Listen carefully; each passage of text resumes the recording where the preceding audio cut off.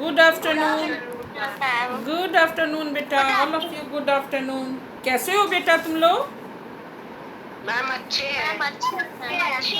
बहुत अच्छी बात है। सब स्वस्थ हैं? अच्छा, वेरी गुड। कुछ खा स्वस्थ हैं, वेरी गुड। तो बेटा आज हम लोग को मोरल एड पढ़ना है ना, नैतिक शिक्षा। पाठ 11। पाठ 11 हो चुका है बेटा। पिछले क्लास में हम लोगों ने स्वामी श्रद्धानंद पढ़ चुका है, हम लोगों ने पढ़ लिया है। हाँ, सो आज हम लोग पाठ 12 महात्मा हंसराज पढ़ेंगे। तो all of you take out your DS book, moral aid book, and turn chapter 12 and page number 37। सभी बच्चे पेज नंबर 37 निकाल लीजिए। आज हम लोग पाठ 12 महात्मा हंसराज पढ़ेंगे।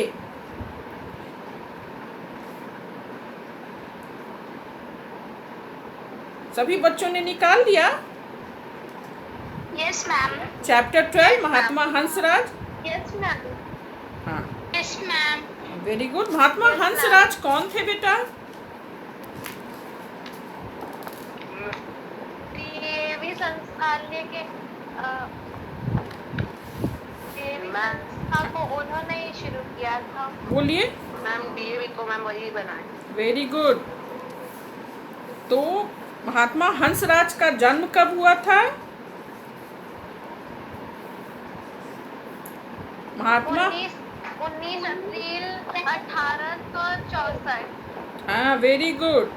महात्मा हंस हाँ 19 अप्रैल 1864। हाँ, वेरी गुड। महात्मा हंसराज का जन्म 19 अप्रैल 1864 ईस्वी को होशियारपुर, जो कि पंजाब में है, के निकटवर्ती माने निकट बजवारा ग्राम में हुआ था।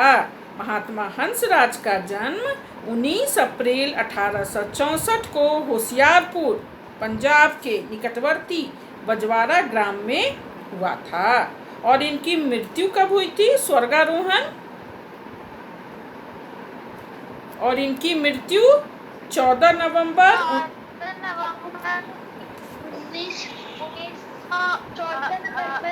1938 और हाँ, और इनकी मृत्यु 14 नवंबर 1938 को लाहौर में हुई थी। तो महात्मा हंसराज के जीवन का संक्षिप्त परिचय देने के लिए उन्हें हम 3 भागों में बांट सकते हैं। महात्मा हंसराज के जीवन का संक्षिप्त परिचय देने के लिए इन्हें हम 3 भागों में बांट सकते हैं। प्रथम भाग में कौन सा दे सकते हैं? जन्म से शिक्षा प्राप्ति तक। उनके महात्मा हंसराज के जीवन का संक्षिप्त परिचय देने के लिए हम उन्हें 3 भागों में बांट सकते हैं।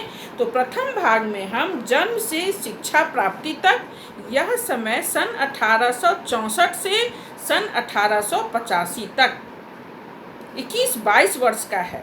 उनके जो जीवन का जो संक्षिप्त परिचय देंगे तो उन्हें हम 3 भागों में बांट सकते हैं। प्रथम भाग में जन्म से शिक्षा प्राप्ति तक, द्वितीय भाग में स्कूल तथा कॉलेज में जो उन्होंने कार्य किया, और तृतीय भाग में आर्य समाज तथा राष्ट्र के विशाल क्षेत्र में जो उन्होंने कार्य किया। तो इस तरह महात्मा हंसराज के जीवन का संक्षिप्त परिचय देने के लिए हम उन्हें 3 भागों में बांट सकते हैं। प्रथम भाग जन्म से शिक्षा प्राप्ति तक, दूसरा भाग स्कूल तथा कॉलेज में जो उन्होंने कार्य किया, और तीसरा भाग समाज तथा राष्ट्र के विशाल क्षेत्र में जो उन्होंने कार्य किए। ठीक है, तो सबसे पहले हम देखें कि इनका जन्म कब हुआ था। तो इनका जन्म 19 अप्रैल 1864 को होशियारपुर, पंजाब के निकटवर्ती बजवारा ग्राम में हुआ था, और इनकी मृत्यु 14 नवंबर 1938 को लाहौर में हुआ था। इनकी माता का क्या नाम था? गणेश देवी, है ना। और इनके हंसराज के पिता का नाम चुन्नीलाल। माता का नाम गणेश देवी और पिता का नाम चुन्नीलाल था। चुन्नीलाल स्वभाव से सत्संग प्रेमी और स्वतंत्र विचारों के थे। चुन्नीलाल कौन थे? महात्मा हंसराज के कौन थे? पिता थे। हाँ हाँ हाँ, तो हाँ, ये संस्कार बच्चे पर भी पड़े क्योंकि वो उनके पिता सत्संग प्रेमी और स्वतंत्र विचारों के थे, तो उनके बच्चों पर मतलब महात्मा हंसराज पर भी उनका असर पड़ा, है ना। जब वे 12 वर्ष के, बहुत साधारण परिवार के ये थे, जब 12 वर्ष की आयु में इनके पिता का देहांत हो गया, तो भी संस्कारवश इस बालक में प्रभु भक्ति, कठोर परिश्रम, इनके स्वभाव में कठोर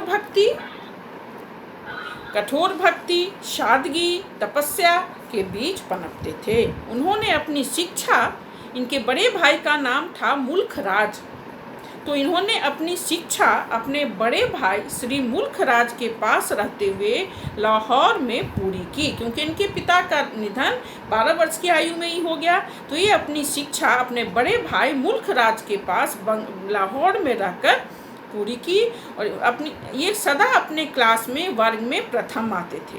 बीए की परीक्षा उन्होंने कब पास की? 1885 ईस्वी में संस्कृत और इतिहास विषय लेकर इन्होंने बीए की परीक्षा पास की। महात्मा हंसराज 1885 ईस्वी में संस्कृत और इतिहास हिस्ट्री लेकर बीए पास किया, और वे पूरे स्टेट में, प्रांत भर में सेकेंड रैंक पर रहे, द्वितीय स्थान पर रहे। बालक और युवा हंसराज का यह निर्माण काल था। पिता के होते हुए भी बचपन इनकी निर्धनता में गुजरा।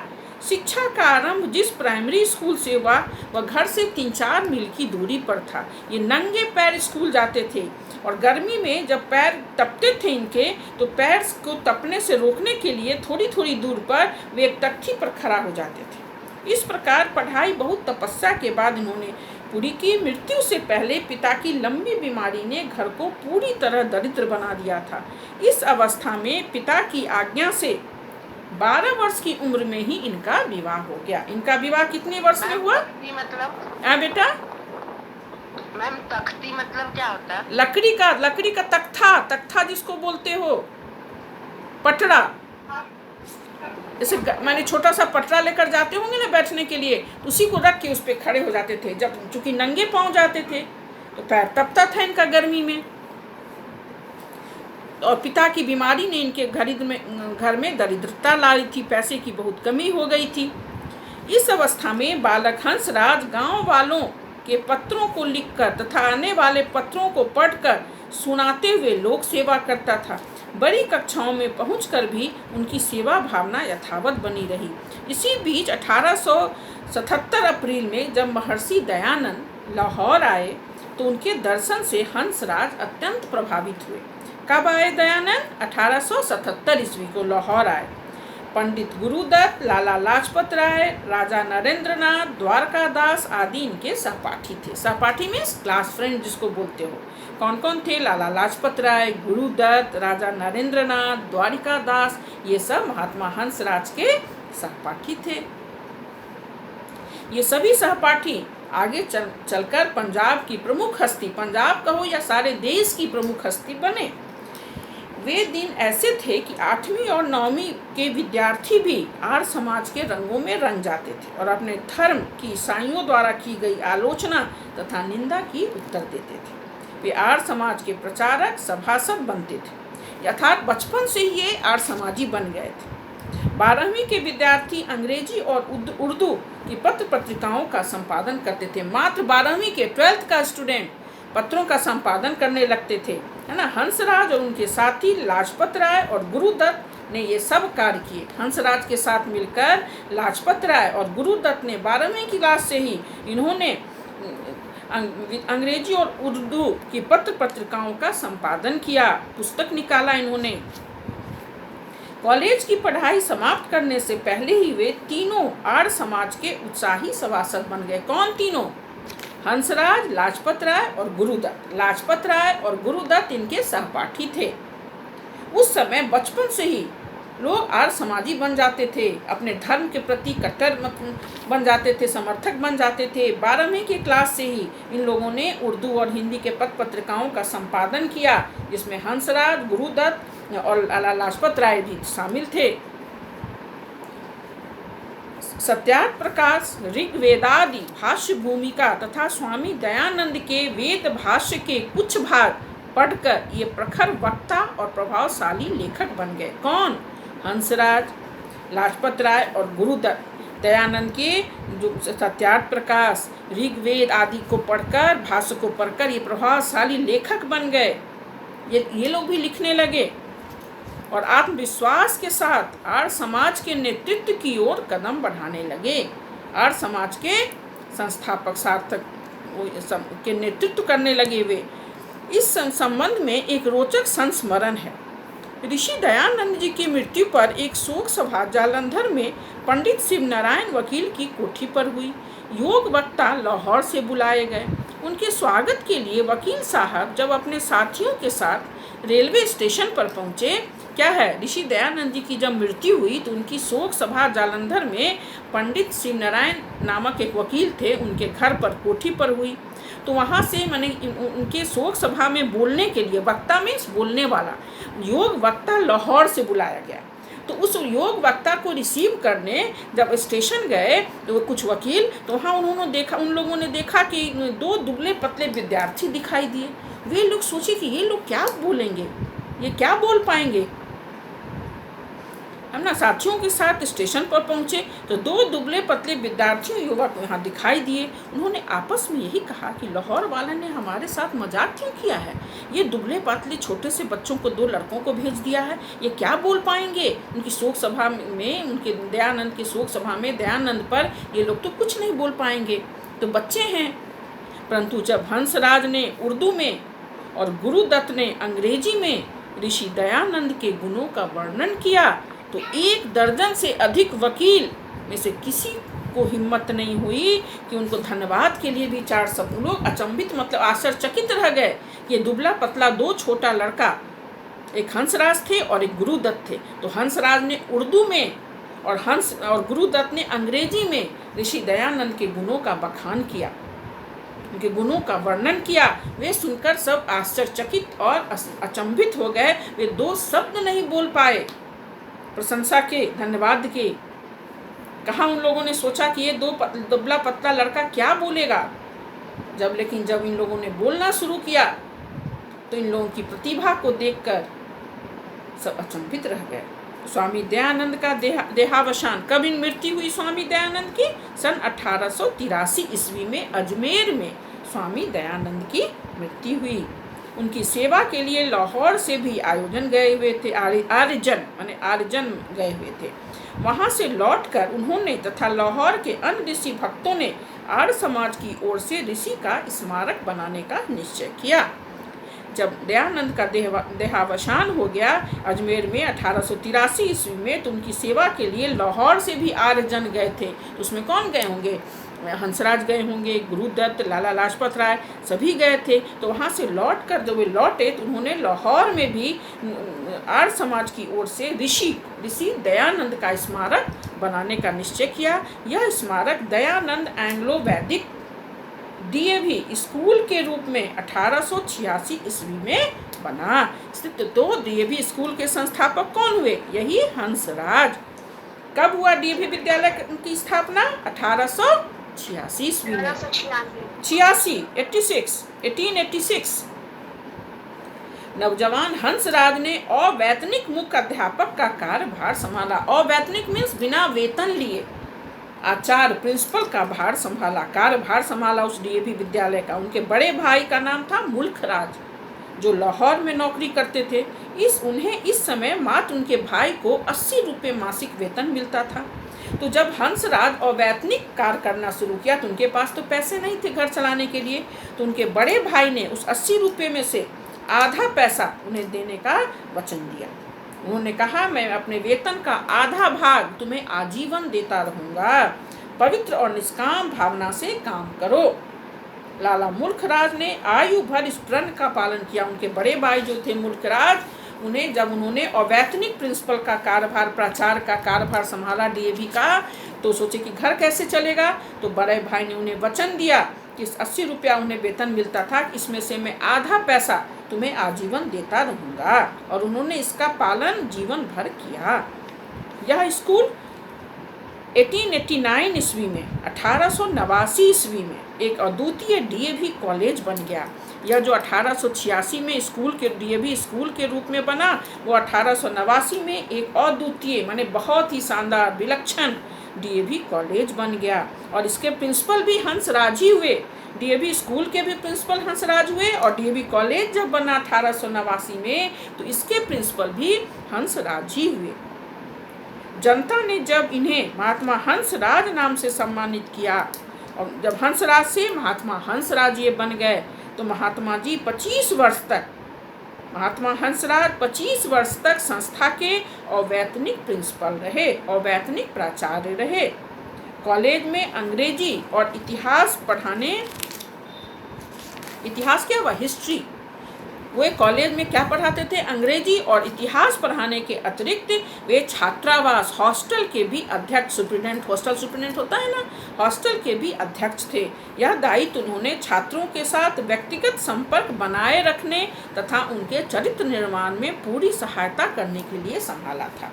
वे डीएवी स्कूल के साथ साथ डीएवी कॉलेज के तो प्रिंसिपल थे ही, वहाँ वे अंग्रेजी, इंग्लिश और साहित्य पढ़ाते थे और इसके साथ साथ वे छात्रावास हॉस्टल के अध्यक्ष, सुप्रिटेंडेंट बने। और क्यों बने, उन्होंने बच्चों के चरित्र निर्माण तथा उनसे व्यक्तिगत संपर्क रखने के लिए, पर्सनल रिलेशनशिप बच्चों की से रखने के लिए और उनके चरित्र निर्माण में सहायता करने के लिए उन्होंने इस पद को संभाला।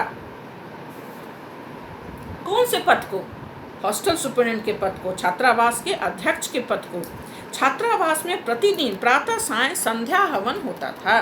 सुबह शाम पूजा होती थी, संध्या होती थी ना। आर्य युवक समाज की स्थापना भी वहीं पर की गई ताकि छात्रों में वैदिक आदर्शों के अनुसार धार्मिक जीवन की प्रवृत्ति हो। अपने कर्तव्य के प्रति महात्मा जी इतने तत्पर थे कि कॉलेज के समय निजी काम के लिए, जब कॉलेज में वो प्रिंसिपल थे तो अपना निजी काम जब उन्हें कुछ लिखना होता था तो वे कॉलेज की कलम, दावात, पेंसिल, कागज उपयोग में नहीं लाते थे, है ना। शिक्षा का माध्यम हिंदी था उस समय। महात्मा हंसराज की निष्ठा की अग्नि परीक्षा भी हुई। महंगाई बढ़ती गई और उन्हें भोजन तक में कटौती करनी पड़ी। भोजन भी उन्हें ढंग से नसीब नहीं होता था। वे टीवी के जो होता है ना, टीवी के पेशेंट हो गए। उनका पुत्र, बड़ा पुत्र बलराज स्वतंत्रता संग्राम में राजद्रोह के अपराध में जेल चला गया, गिरफ्तार हो गया। मुकदमे के लिए भी पैसे नहीं थे जो अपने बेटे को छुड़ा सकें। उन्हें पहले काला पानी तथा अपील करने पर 7 वर्ष का कारावास मिला। इसी बीच महात्मा जी की पत्नी चल बसी, महात्मा हंसराज की पत्नी भी चल बसी। बड़े भाई मुल्खराज भी आर्थिक संकट में फंस गए और महात्मा जी के छोटे पुत्र बोधराज को निमोनिया हो गया। माने बहुत सी संकटों का उन्हें सामना करना पड़ा, फिर भी वे अपने पद पर डटे रहे, हटे नहीं। महात्मा जी ने इन विपत्तियों का सामना चट्टान के समान अचल रहते हुए किया।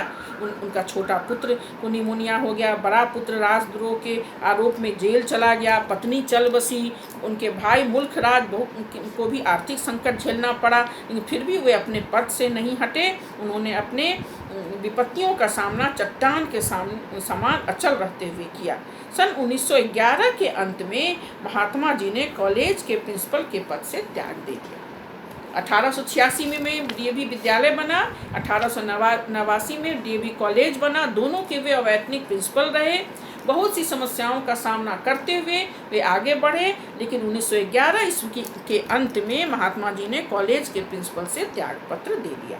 इस समय उनकी आयु मात्र 48 वर्ष 48 ईयर्स थी। जब उस समय में लोग प्रिंसिपल बनते हैं और वे 48 वर्ष में प्रिंसिपल के पद को छोड़ दिया और अब उन्होंने अपना सारा समय आर्य समाज के लिए दे दिया।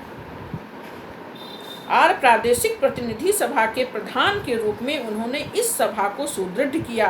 पंजाब, सिंध, बिलोचिस्तान, सीमा प्रांत, जम्मू कश्मीर इत्यादि प्रांतों का दौरा करके उन्होंने सैकड़ों आर्य समाजों की स्थापना की। तो 1911 ईस्वी में वे डीएवी संस्था से के प्रिंसिपल के पद से त्यागपत्र दे दिया। उस समय मात्र वे 48 वर्ष के थे। और सारा समय आर्य समाज को दे दिया। आर्य प्रादेशिक प्रतिनिधि सभा के प्रधान के रूप में उन्होंने इस सभा को सुदृढ़ किया। पंजाब, सिंध, बलूचिस्तान, सीमा प्रांत, जम्मू कश्मीर सभी प्रांतों का दौरा करके उन्होंने सैकड़ों आर्य समाजों की स्थापना की और हजारों रुपये इकट्ठा किए। कितने ही सुएग और विद्वान, उपदेशक, प्रचारक और भजनीक रखे। वैदिक सिद्धांतों पर अनेक ग्रंथ तैयार किए। कौन? महात्मा हंसराज।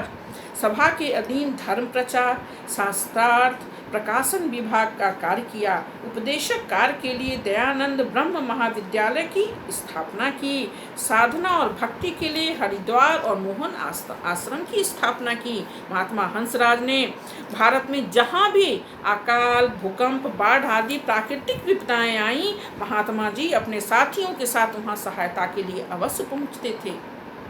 जहाँ भी अकाल, भूकंप, बाढ़ आदि प्राकृतिक विपदाएं आती थी, महात्मा हंसराज अपने साथियों के साथ वहाँ सहायता के लिए पहुँच जाते थे।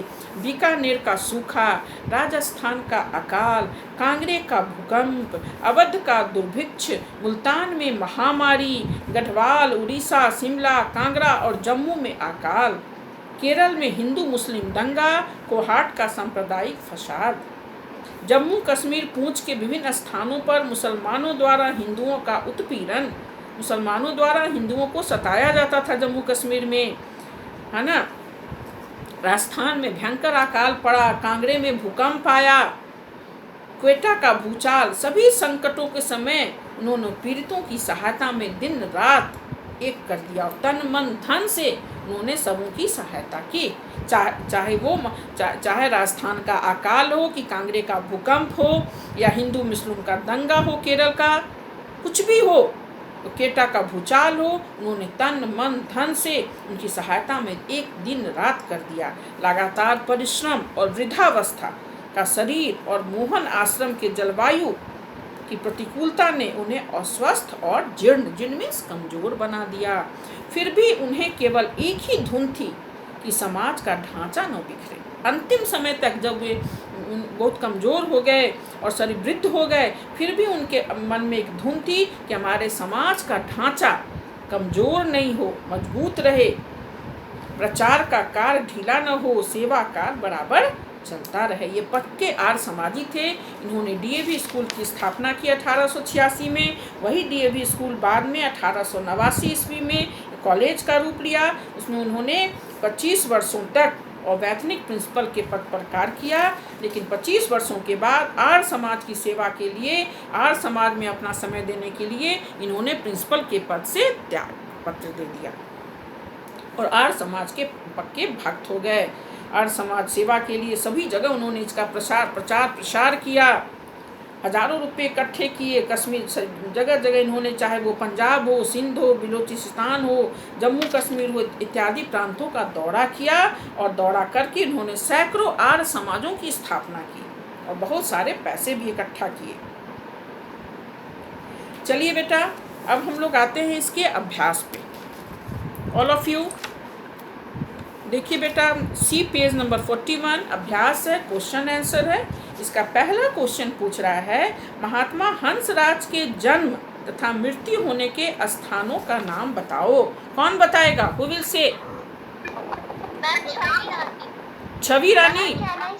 ओके, बोलो बेटा, बोलो बोलो, 1 by 1 बोलो। बोलो अच्छिका। हाँ बोलो बोलो। इनका जन्म पर एक को का जन्म रजवाड़ा का गांव में हुआ और उनकी मृत्यु लाहौर में हुई। उनकी मृत्यु लाहौर में हुई। हाँ, महात्मा हंसराज का जन्म होशियारपुर में तथा उनकी मृत्यु लाहौर में हुई। चलो अब उदित राज बोलो बेटा, महात्मा हंसराज के बड़े भाई का नाम क्या था? उन्होंने उनकी कैसे सहायता की? महात्मा हंसराज के बड़े भाई का नाम मुल्कराज था। हाँ। उन्होंने महात्मा हंसराज को वचन दिया था कि मैं तुम्हें आजीवन भर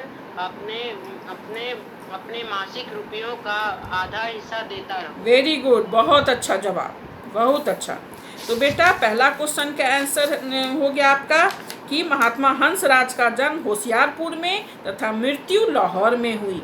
क्वेश्चन नंबर 2 है, महात्मा हंसराज के बड़े भाई का नाम क्या था और उन्होंने उसकी कैसे सहायता की। तो बड़े भाई का नाम मुल्खराज था,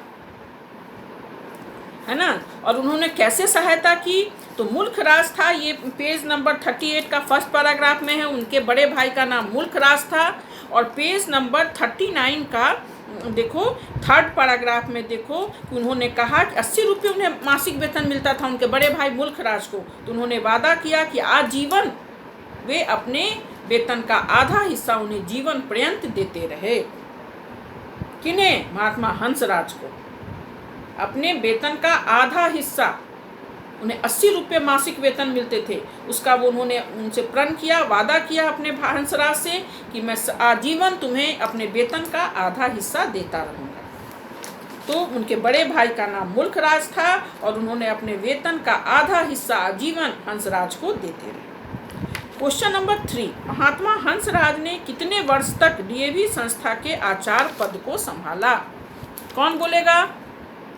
मैम मैं बोलूं अनिका? हाँ बोलो मैम कैन आई से अनिका। हंसराज ने, हाँ बोलो बेटा पहले। यस मैम, महात्मा हंसराज ने 25 वर्ष तक डीएवी संस्था के आचार्य पद संभाला। Very good. महात्मा हंसराज ने 25 वर्ष तक 25 इयर्स, महात्मा हंसराज ने 25 वर्ष तक डीएवी संस्था का आचार्य पद संभाला। ठीक है। अब क्वेश्चन नंबर 4, महात्मा हंसराज के सहपाठियों में से किन्हीं 2 के नाम बताओ जो बाद में प्रसिद्ध व्यक्ति बने। Who will say? मैम क्या मैं बोलूं? हाँ बोलो बेटा। उदित राज बोलो। लाला लाजपत राय और गुरुदत्त ये महात्मा हंसराज के 2 सहपाठी हैं जो बाद में जाके बहुत प्रसिद्ध वेरी गुड। लाला लाजपत राय और गुरुदत्त, सब नोट करो। महात्मा हंसराज के सहपाठियों में से लाला लाजपत राय और गुरुदत्त 2 ऐसे सहपाठी थे जो बाद में प्रसिद्ध व्यक्ति बने, लाला लाजपत राय और गुरुदत्त। महात्मा हंसराज के सहपाठियों में से 2 सहपाठी जो लाला लाजपत राय और गुरुदत्त थे जो बाद में प्रसिद्ध व्यक्ति बने। बहुत अच्छा जवाब, बहुत अच्छा बेटा, वेरी गुड। सारे बच्चे नोट डाउन करो क्वेश्चन नंबर 4 का आंसर कि महात्मा हंसराज के सहपाठियों में 2 सहपाठी लाला लाजपत राय और गुरुदत्त थे जो बाद में बहुत प्रसिद्ध व्यक्ति बने। क्वेश्चन नंबर 5, महात्मा जी का बड़ा पुत्र बलराज क्यों गिरफ्तार किया गया? मैम कैन आई से उनका पुत्र बलराज। 1 मिनट बेटा, उदित इन लोगों को भी बोलने दो बेटा, ठीक है। वंशिका तुम बोलो, वंशिका बोलो, वंशिका। अनिका बोलेगी?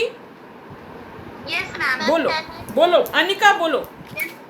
महात्मा जी का बड़ा पुत्र बलराज क्यों गिरफ्तार किया गया था?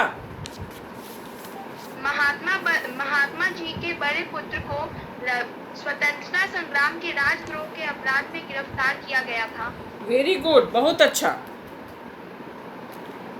तो देखिए क्वेश्चन नंबर 5 का आंसर पेज नंबर 40 का सेकेंड पैराग्राफ। क्वेश्चन नंबर 5 का आंसर पेज नंबर 40 का सेकेंड पैराग्राफ, थर्ड लाइन।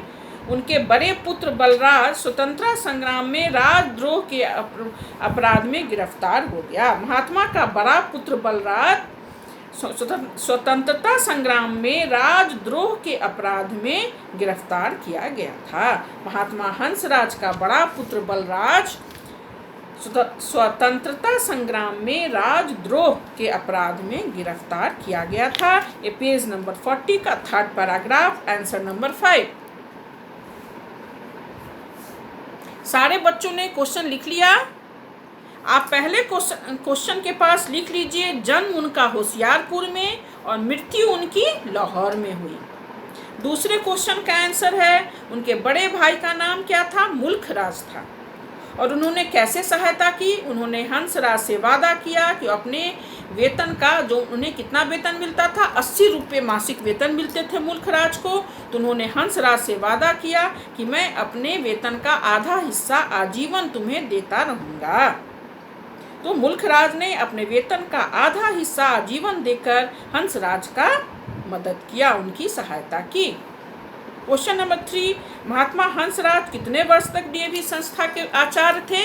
तो महात्मा हंसराज 25 वर्ष तक डीएवी संस्था के आचार्य थे। महात्मा हंसराज के सहपाठियों में से किन्हीं 2 सहपाठियों के नाम बताओ जो बाद में प्रसिद्ध व्यक्ति बने। तो महात्मा हंसराज के सहपाठियों में लाला लाजपत राय और गुरुदत्त थे, जो बाद में प्रसिद्ध व्यक्ति बने। क्वेश्चन नंबर 5, महात्मा हंसराज का बड़ा पुत्र बलराज क्यों गिरफ्तार किया गया था? तो महात्मा हंसराज का बड़ा पुत्र बलराज स्वतंत्रता संग्राम में राजद्रोह के अपराध में गिरफ्तार किया गया था। ठीक है बेटा, 5 क्वेश्चन का आंसर आप लोगों ने लिख लिया, सबों ने नोट डाउन किया? हाँ, तो ये आप मुझे लिख कर और मुझे दिखाएंगे। ठीक है बेटा, और अच्छे से इस चैप्टर को पढ़िएगा। नेक्स्ट क्लास में मैं पार्ट 11 जो है क्या है, स्वामी श्रद्धानंद और महात्मा हंसराज के विषय में मैं आपसे उनके जीवनी के विषय में, उनके आर्य समाज के कार्य के विषय में सभी कुछ मैं आपसे प्रश्न पूछूंगी। इसलिए आप श्रद्धानंद और हंसराज अच्छे से पढ़ेंगे। ठीक है बेटा, और इसका क्वेश्चन आंसर करके मुझे दिखाएंगे। ठीक है बेटा।